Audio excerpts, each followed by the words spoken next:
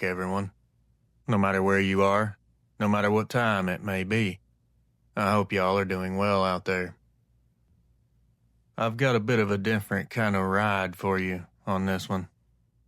These aren't stories about hunters or someone camping out in the woods. These encounters happened while people were simply traveling from one place to another. Trains, buses, ferries even. Also a late-night taxi fare that did not go as planned.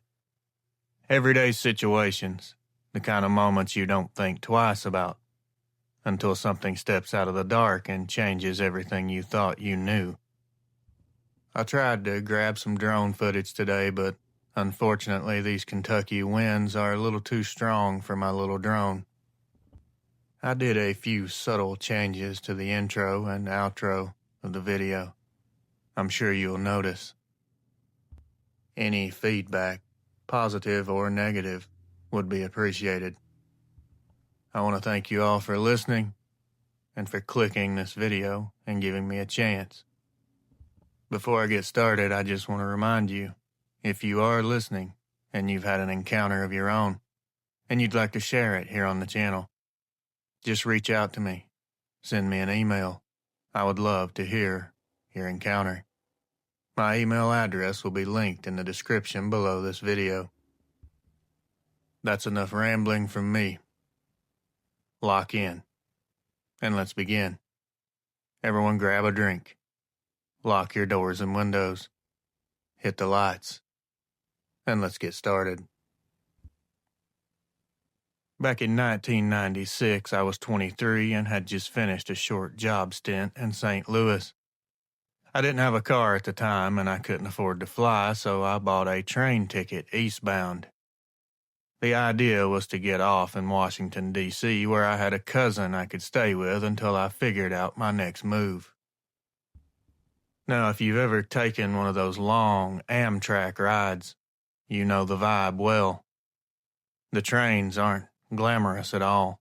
You sit in a coach seat with strangers. It smells like a mix of old upholstery and coffee. You rock back and forth as the train eats up the miles. That night the car was maybe half full. A couple of college kids across the aisle were playing cards under the reading light.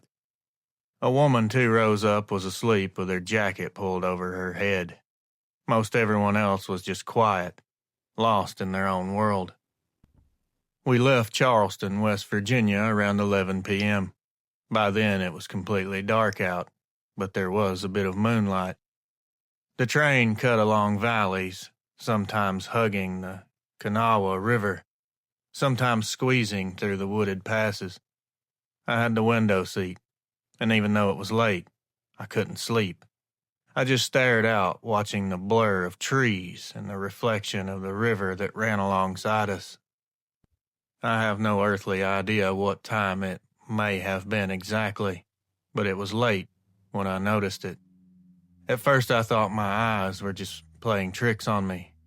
You know how the shadows of trees and telephone poles flick by fast, so fast you start to see shapes that aren't really there. That's what I assumed it was happening at first. But then I realized this shape wasn't flickering in and out like the trees. It was keeping pace. I leaned in closer to the glass. There, just off the tracks, something was running alongside the train. Not sprinting, not falling behind. This thing was loping along at the same speed that we were traveling. Of course, that completely rattled me. We had to have been doing at least 60 miles an hour, if not more. No animal runs that fast on 2 legs. But this thing was. I could see the rhythm of its stride, the swing of its arms. Its body was bulky in the shoulders, but narrow at the waist. The head wasn't rounded like a human. It was elongated. I could make out a muzzle and pointed ears standing up. This looked like a giant dog. A rational person seeing this is going to try to convince yourself that you're not seeing it. Maybe it's a reflection on the glass. Maybe my brain was overlaying something familiar onto a blur of motion. but then it turned its head toward the train, and I saw its eyes. They were glowing amber, like an animal caught in a set of headlights. My whole body went numb. I felt like I was pinned to my seat. My breath was stuck in my chest. I could barely breathe. It wasn't that it wasn't supposed to be there. This thing looked aware, almost like it was curious about what was happening inside that train. And it was like it wanted me to know that it could see me. The guy across the aisle shifted and asked if I was okay. My voice, obviously, told him that I was upset because it was cracked. I told him I thought I saw an animal running on the tracks. He laughed, rolled over, and didn't even bother looking.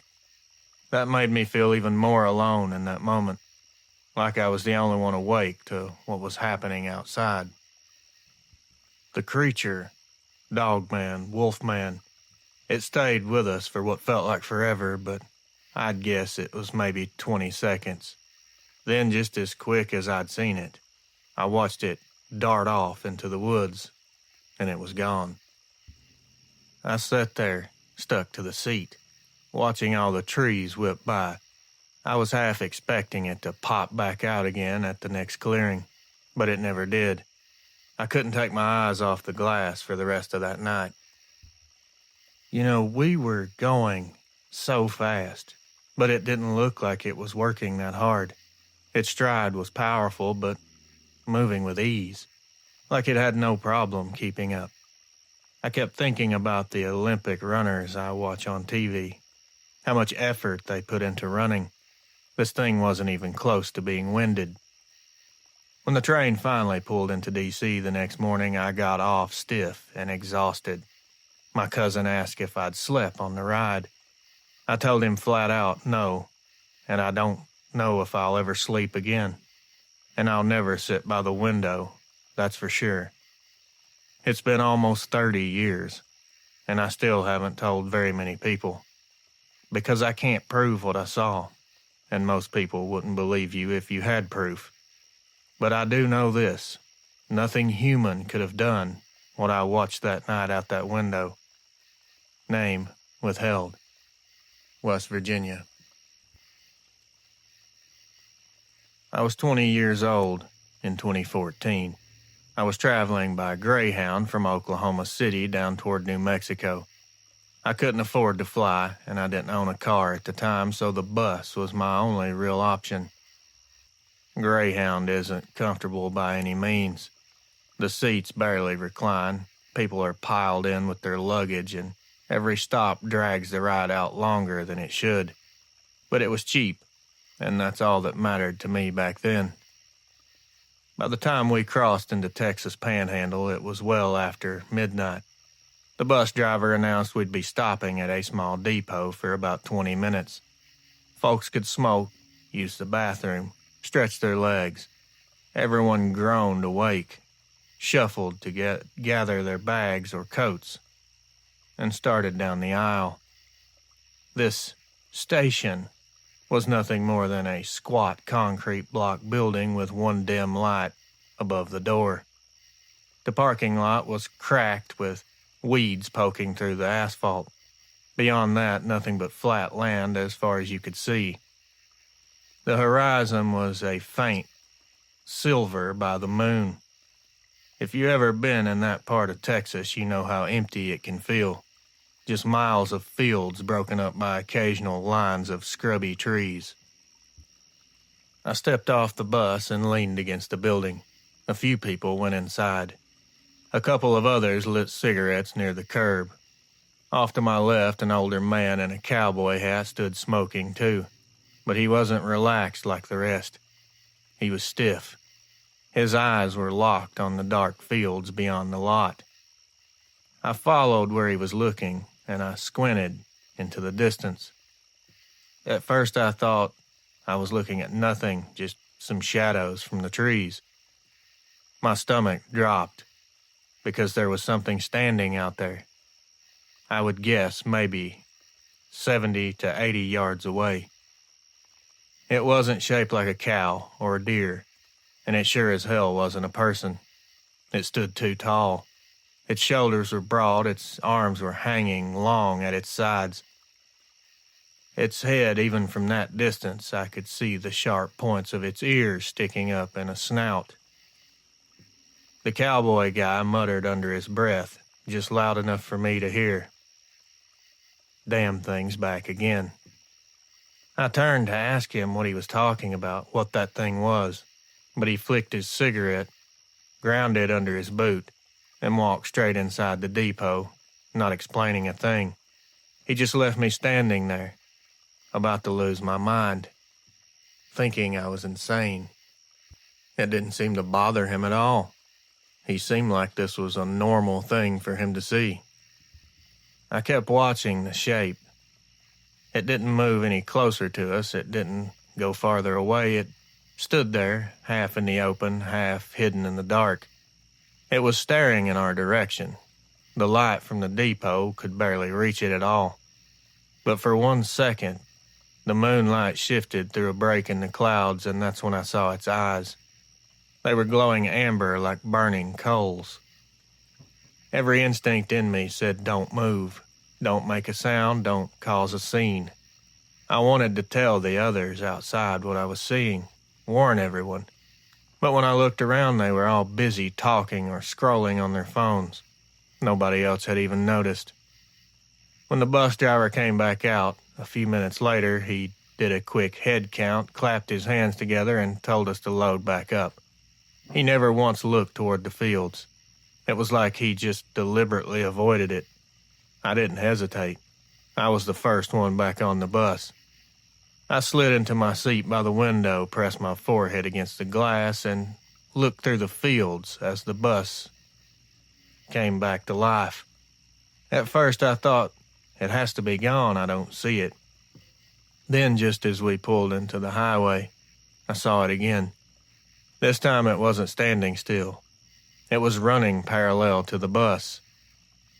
It was out in the scrub grass, long strides that kept perfect pace with the bus.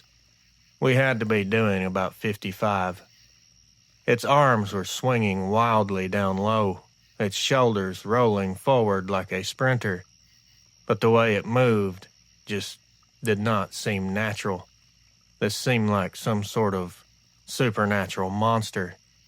It was very fluid, extremely powerful. I gripped the armrest so hard my knuckles started to hurt. The guy across the aisle noticed me staring out the window and asked what I was looking at.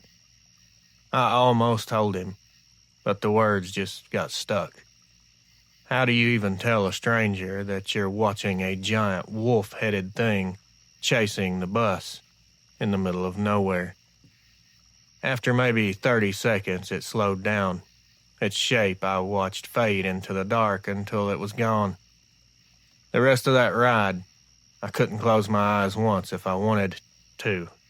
Every passing shadow made me think that this thing has came back. I kept expecting to see those eyes come back out of the dark and shine through that glass. The part of this whole event that rattled me the most is the part that most people avoid when I tell them what happened. Most everyone's focused on this wolf creature, Dogman. But I look back on that cowboy's reaction. He wasn't surprised. He wasn't confused. He acted like he'd seen it before, like it was expected. And the driver, the way he hurried us back on without even looking toward the fields, made me think maybe he knew too. All I know is whatever was out there wasn't some drifter or coyote. Coyotes don't stand upright with shoulders like a football player. And neither them or a person alive can run stride for stride with a bus. I'm sorry. It just can't happen. I've never been back on a Greyhound again. Not only because of that, just because it sucks. Anonymous, Texas Panhandle. It was the fall of 2017. I was living in a small town in central Illinois. It's the kind of town where high school sports were the biggest event you could find on a Friday night. A couple friends and I decided to drive over to the next town to catch a basketball game. One of the guys had a girlfriend on the cheer squad, so that was our excuse. Really, we just wanted something to do. The game ran late, and afterwards we hung around too long. By the time we piled into the car, it was pretty late. We were all tired, half-wired on cheap concession stand food and soda. We were joking around like kids do. There were 4 of us. My friend, Jake, was driving. Me and another guy in the back seat, and we'll call him Chris, was riding shotgun. Instead of taking the main highway back, Jake suggested cutting through the farm roads. "I'll save us some time," he said. We all agreed. Out there, the back roads are nothing but stretches of cracked asphalt with cornfields and soybeans. That time of year, the fields were bare, just stubble and dirt. For the first few miles, it was uneventful. No traffic, no houses, just dark fields and our headlights bouncing off the road ahead. I was half dozing against the window when the guy next to me jabbed my arm. "Did you see that?" I rubbed my eyes and pressed my face to the glass. At first, I didn't see what he meant. It didn't take me long to find it. There was something moving in the ditch, moving alongside us, running.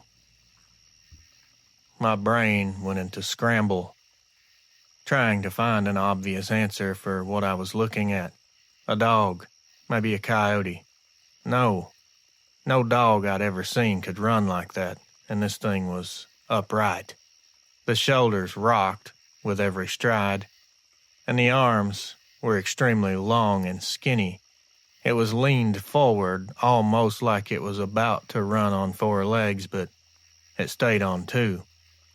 Its head was level with the car window, and we were in a sedan, so that meant it had to be close to 7 feet tall from down in that ditch. I said something like, "What the hell," or "What is that?" That's when the headlights hit the thing a bit. A flash of red, gone as quick as it came. But I know what I saw. This thing had red eyes.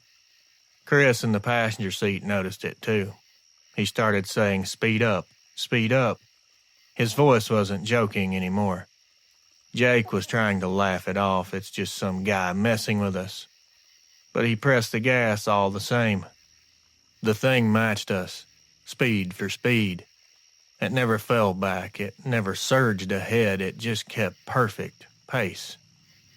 The car got extremely quiet. All the jokes had died.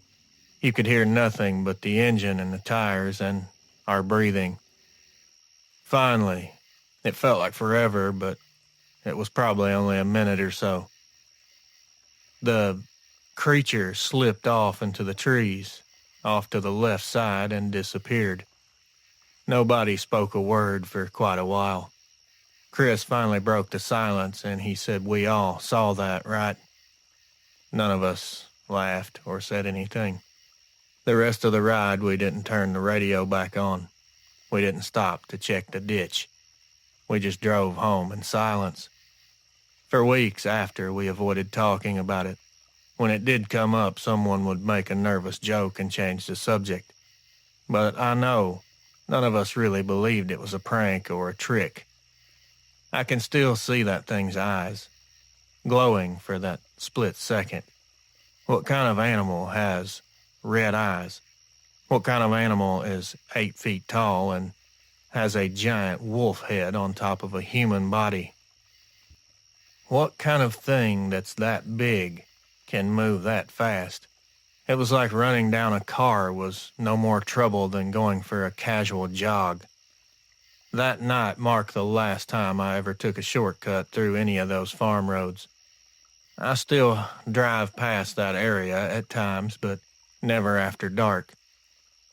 4 of us saw it, and we've never told anyone outside the group until now. But we all know what we saw wasn't human, and it sure as hell wasn't any animal that belongs in Illinois. If you have any opinions or thoughts, I'd love to hear them. Pete, Illinois. I used to drive a yellow cab in northern New Jersey. Started in the late 80s. Did it for over 20 years. It paid the bills, but I hated it. The good thing is, well, it can be a good thing, sometimes not. You meet all kinds of people in that job. You'll meet drunks, businessmen, kids heading to prom, families with luggage on the way to the airport. Most nights were pretty boring. Pick someone up, drop them off, wait for the next call. But every now and then, you get something that sticks with you. There's one night I've never been able to shake. It was late in 2009. I remember because it was winter, and the roads had that shine like they'd just dried after sleet earlier in the day. It was close to midnight when dispatch radioed in a pickup at the old bowling alley that had been closed for years. Very weird location, but I'd had a lot stranger. When I pulled up, there was a kid in his early 20s standing outside. He was very skinny. Jeans was sagging. He was clearly drunk or high, or both. He slumped into the back seat and gave me an address near the edge of town. It wasn't far, but it meant cutting through the industrial area. Long stretches of warehouses, junkyards, chain-link fences, and big patches of woods that had never been cleared. Not a place you wanted to be after dark, I'll put it that way. The kid was quiet. He was just watching out the window like he was half asleep. I didn't care. Less talk meant less headache for me. We drove about 10 minutes like that. I was just watching the road thinking about how many more fares I'd get before calling it a night. Then out of nowhere, the kid just gasped really hard and said, "Oh my God, what the hell is that?" His voice slurred, but it was easy to understand, and it was sharp, with fear. I thought he was just drunk and could be anything. But then I looked where he was pointing. On the far side of the fence, standing just outside the spill of the light, was a figure. It looked like a man at first, but no man has a head shaped like that. It was too long, too tall, too big of a set of ears sticking straight up. The shoulders were massive, and the body tapered down into legs that bent in a way that looked like a dog standing up.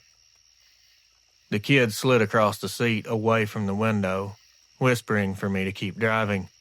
I slowed down instead. My brain was going all over the place. And that's when the thing stepped forward a few feet. The light hit its face good, and I swear to you its eyes reflected back a deeper amber glow than I've ever seen. This thing didn't move like it was scared or startled.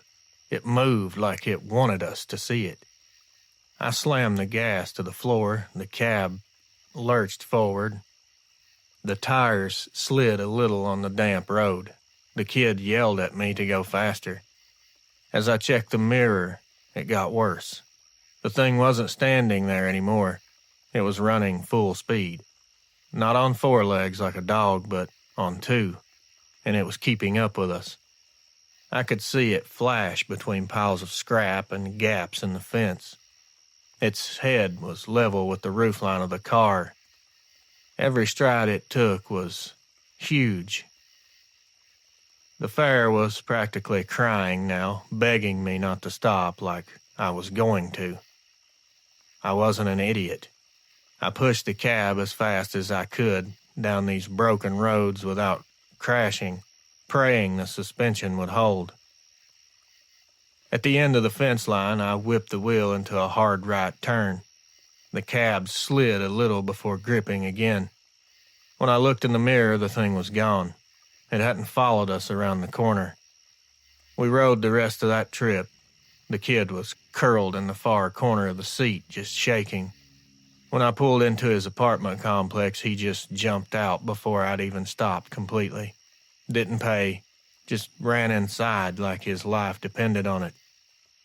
I sat there a long time before I pulled away. My whole body just felt wired, like every nerve was still up from adrenaline. I thought about calling it in, maybe telling dispatch or even the police. But what do you say? I hear people say this all the time. What do you say? What do you tell them? A big upright wolf chased my cab through the junkyard district? They'd have laughed me right off the radio, and I wouldn't have blamed them. Instead, I just drove home, parked the cab, and told no one. Not my wife, not the dispatcher. I didn't tell anyone. I don't see the point. To this day, this is the first time I've really put it into words, and honestly, I think I feel better. But I'll never forget seeing it. I'll never forget coming to the realization that these things are actually real. I'll never forget how easily it kept up with us, running 50 miles an hour like it was nothing. Whatever they are, there's no human in them. There is no way that that thing contained any source of DNA from a human being. It looks like a monster to me. So that's what I choose to call it. These things are monsters. You will never change my mind. If it wasn't aggressive or angry, then why did it try to chase the car down? There's too many questions around these things and not nearly enough answers. I won't even begin to pretend I know anything to tell someone that will help them, because I don't. Just be careful out there. And the things that are in your mind that you've been taught that aren't real, you may as well forget all that right now. Anonymous, New Jersey. Hello, Reels. My encounter took place in the summer of 2002. I was in my late 20s traveling through Maine for work. I had a week-long job repairing equipment at a paper mill, and instead of driving the long way around the coast, I took one of the ferries that cut across Penobscot Bay. It wasn't my first time on a ferry, but it had been years since I'd done it. I figured it would be a nice change of pace. The ferry left around dark, and by the time we were halfway across the bay, it was full on dark. There weren't many passengers that night, maybe a dozen cars on the lower deck, a handful of truckers, and a few people scattered along the railing up top. I parked my car below, grabbed my jacket, and went topside to get some fresh air. It was a quiet night. The water was pretty calm, just ripples here and there. I remember the air smelled like salt and diesel. That's a small, pointless detail that I will always remember. I stood at the railing watching the shoreline fade behind us. I could see the faint outline of trees. After a while, I noticed a guy a few feet down leaning on the rail with a cigarette. He wasn't watching the horizon like I was. He was staring hard off the port side down toward the water. As I looked where he was looking, I thought he was looking at a buoy or maybe a dolphin surfacing. But he wasn't. He was looking at a shape moving along the shore. We were at least a quarter mile from land, maybe more. Whatever this was, it was keeping pace with the ferry, and it was big. Even from that distance, I could tell it wasn't a bear. It was upright. It was extremely tall. It looked like it was built for speed, even the size of the thing alone. Each step carried it across the rocks and brush like none of it slowed it down. The guy that saw it before me just muttered out low, "Christ Almighty." He was just as freaked out as I was. I leaned forward, trying to get a squinting look. The moon caught it just enough to show its head.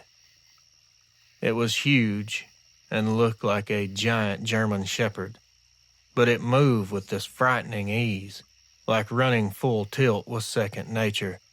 Every so often it would glance toward the ferry. Its eyes would flash a faint amber. I couldn't wrap my head around it.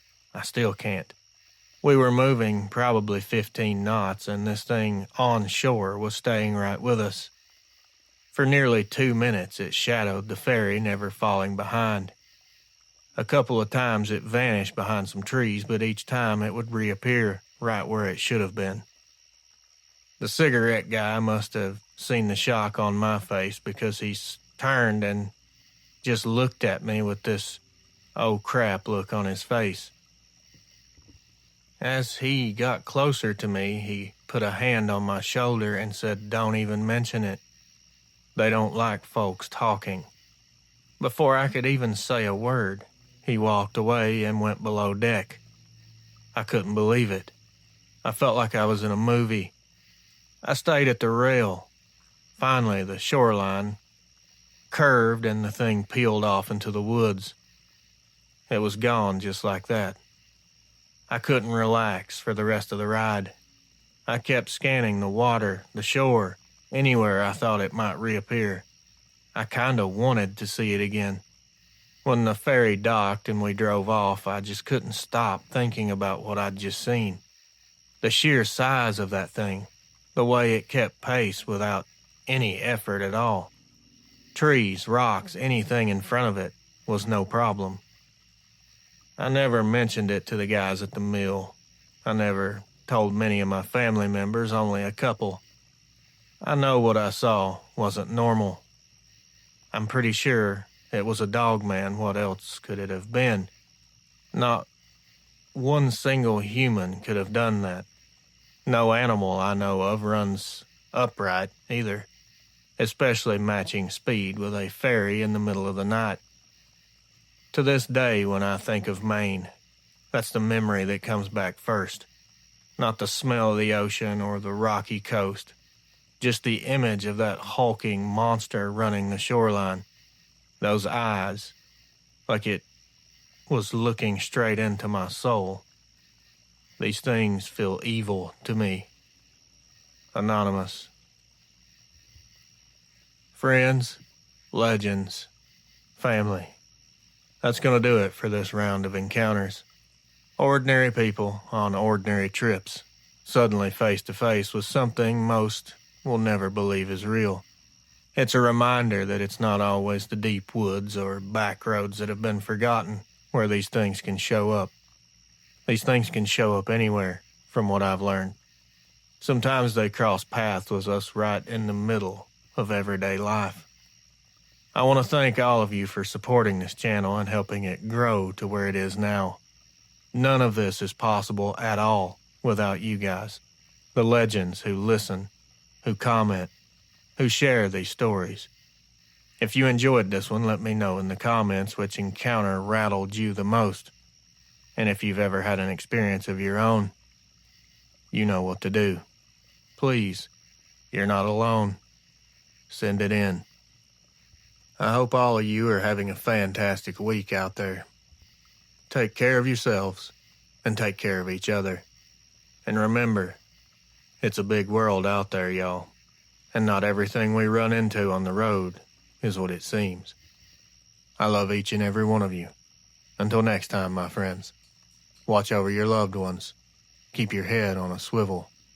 And as always, good night.